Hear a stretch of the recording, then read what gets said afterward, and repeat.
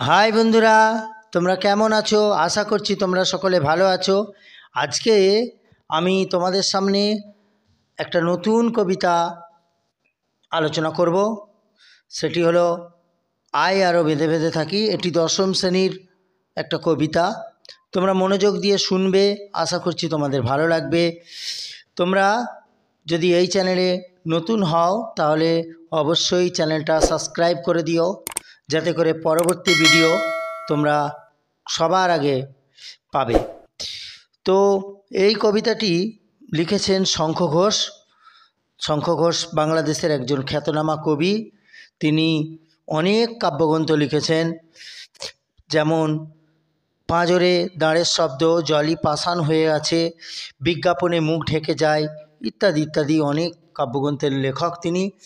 সেই শঙ্খ ঘোষ 1932 সালে জন্মগ্রহণ করেছেন এবং 2021 সালে এই রিসেন্ট তার মৃত্যু হয়েছে। সেই শঙ্খ ঘোষের আয় আরও বেঁধে বেঁধে থাকি এই কবিতাটির মূল কাব্যগ্রন্থ হচ্ছে জলই পাষাণ হয়ে আছে। তো এই কবিতাটি আলোচনা করার আগে এই কবিতাটির প্রেক্ষাপট একটু তোমাদেরকে বলে দিই, বা পটভূমিটা একটু বলে দিই। এই কবিতাটি আমাদের দেশের কোনো কোনো রাজনৈতিক বা অন্য কোনো পরিস্থিতি নিয়ে এটা লেখা হয়নি।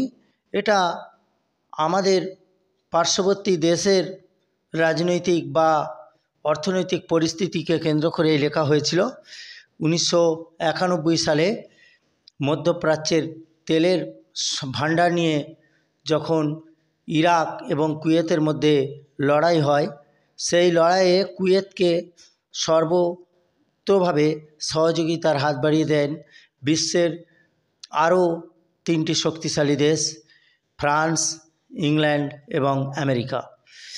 এর ফলে ইরাকের পরাজয় হয় এবং আমরা জানি ইরাকের তখনকার প্রেসিডেন্ট সাদ্দাম হোসেন গদিচ্যুত হন, এবং এই গদিচ্যুত হওয়ার ফলে ইরাক, আফগানিস্তান এবং তার পার্শ্ববর্তী প্যালেস্তাইন, এই সমস্ত দেশগুলোর মানুষ তখন প্রচণ্ড একটা কষ্টের মধ্যে পড়ে, প্রচণ্ড একটা সমস্যার মধ্যে পড়ে। তো সেই দেশের মানুষের সেই কষ্ট বা সেই সব দেশের মানুষের সেই করুণ পরিস্থিতির কথা চিন্তা করেই কবি আয় আরও বেঁধে বেঁধে থাকি কবিতাটি অবতারণা করেছেন। তো আমরা আজকে সেই কবিতাটির মূল আলোচনায় আসছি। আমাদের ডান পাশে ধস, আমাদের বাঁয়ে গিরিখাত, আমাদের মাথায় বোমারু, পায়ে পায়ে হিমানির বাঁধ, আমাদের পথ নেই কোনো, আমাদের ঘর গেছে উড়ে, আমাদের শিশুদের সব ছড়ানো রয়েছে কাছে দূরে। আমরা এতটুকুর প্রথমে আলোচনা করব। আমাদের ডান পাশে ধস, আমাদের ডান পাশ মানে আমাদের ডান দিকটা, আমাদের ডান দিকটায় ধস নামছে। ধস মানে পাহাড় থেকে ধসে পড়া পাথরের চাঁই। এই ধস নামলে পথটা যেমন যাওয়ার অযোগ্য হয়ে যায়, এরকম আমাদের ডান পাশে কী নেমেছে? ধস নেমেছে। আমাদের বাঁয়ে গিরিখাত, আমাদের বাঁ দিকে রয়েছে আবার গিরিখাত। ডান দিকে একদিকে ধস আর বাঁ দিকে গিরিখাত মানে গভীর খাত। আমাদের মাথায় বোমারু, আমার মাথার উপরে আবার বোমারু। বোমারু কথার মানে হচ্ছে বোমা নিক্ষেপকারী বিমান, অর্থাৎ যে বিমান থেকে বোমা নিক্ষেপ করা হয় বা ফেলা হয় যুদ্ধের সময়, যে বিমান থেকে বা প্লেন থেকে বোমা ফেলা হয়, সেই প্লেন বা বিমানকে বলা হয় বোমারু বিমান। সেই আমাদের মাথার উপরে আবার বোমারু বিমান। পায়ে পায়ে হিমানির বাঁধ, আবার পায়ে বরফের চাদর।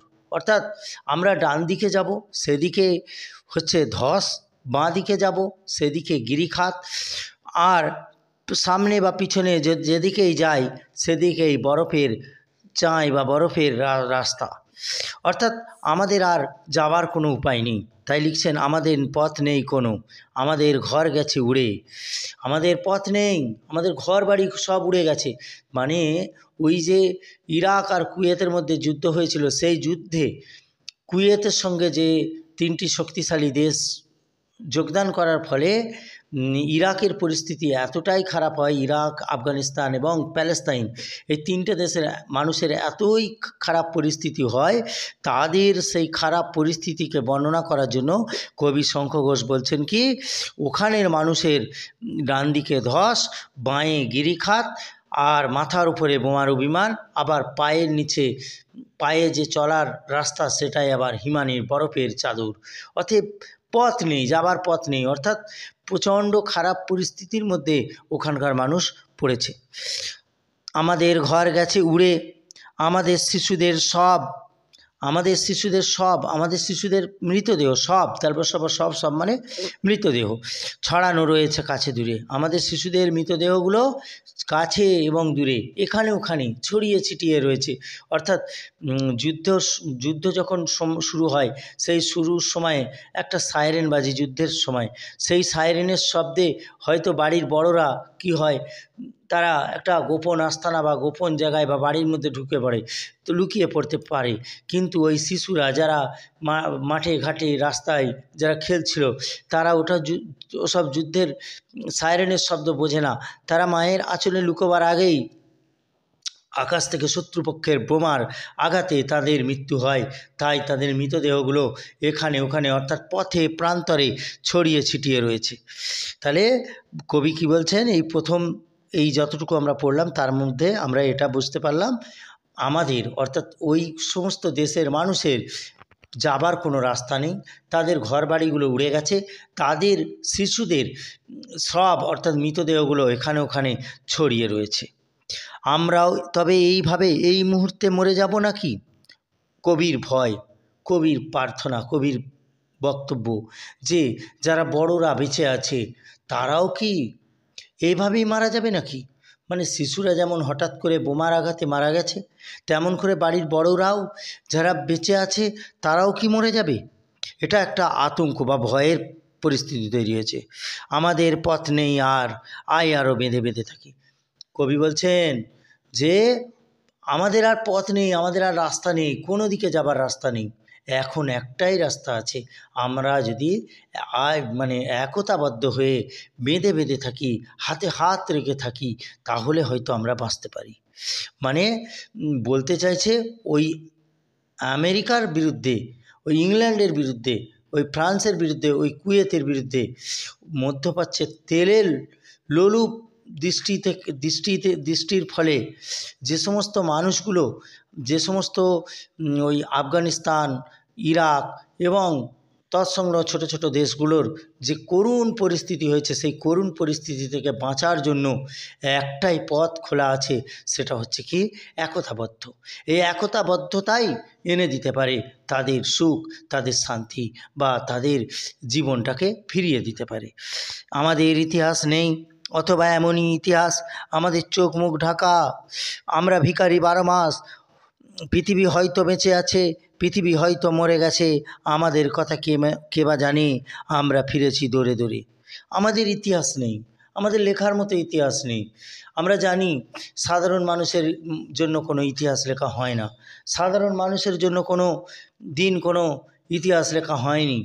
কিন্তু যারা রাজা, যারা দেশদ্রোহী, যারা দেশের বিরুদ্ধে লড়াই করে শোষক শাসক, তাদের জন্য কিন্তু ইতিহাস লেখা হয়, ইতিহাস তাদের জন্য। তাই কবি বলছেন ওই ইরাক, আফগানিস্তান এবং প্যালেস্তাইন এবং তৎসংলগ্ন ছোটো ছোটো দেশগুলো, তাদের জন্য কোনো ইতিহাস নেই, তাদের কোনো ইতিহাস লেখা হয়নি।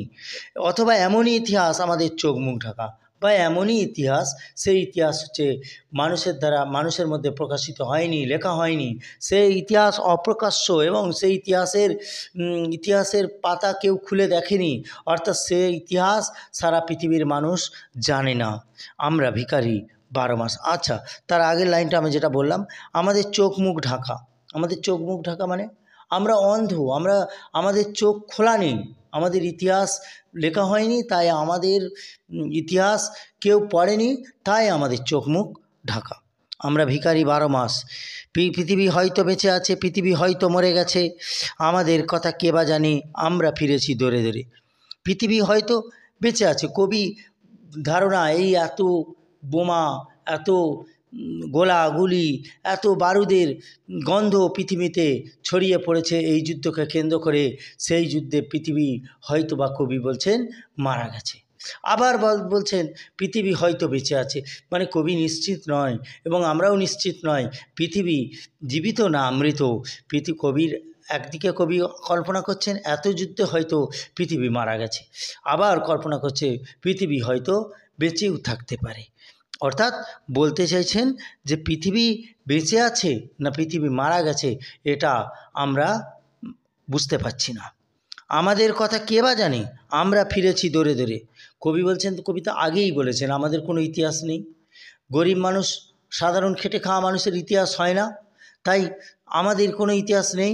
আমরা ভিখারি, আমরা দরজায় দরজায় ভিক্ষার পাত্র নিয়ে মানুষের দরজায় দরজায় ঘুরছি। আমাদের ইতিহাস নেই এবং আমরা ভিখারি, আমরা তাই দরজায় দরজায় মানুষের দরজায় দরজায় ভিক্ষার পাত্র নিয়ে ঘুরছি। কিছুই কোথাও যদি নেই তবু তো কজন আছি বাকি, আই আরও হাতে হাত রেখে আই আরও বেঁধে বেঁধে থাকি। বলছে যদি আমরা ভিখারি, আমাদের কিছু নেই, তাহলে আমরা পিছু হাঁটছি কেন? আমরা এগিয়ে যাচ্ছি না কেন? হিন্দু, মুসলিম, জৈন, খ্রিস্টান সমস্ত ধর্মের মানুষ, সমস্ত মতের মানুষ আমরা কেন একতাবদ্ধ হয়ে হাতে হাত রেখে লড়াই করছি না? লড়াই করলে তো আমরা কাঙ্ক্ষিত জয় পাবো। তাই কবি বলছেন আমাদের একমাত্র পথ হচ্ছে কি হাতে হাত রেখে লড়াই করা।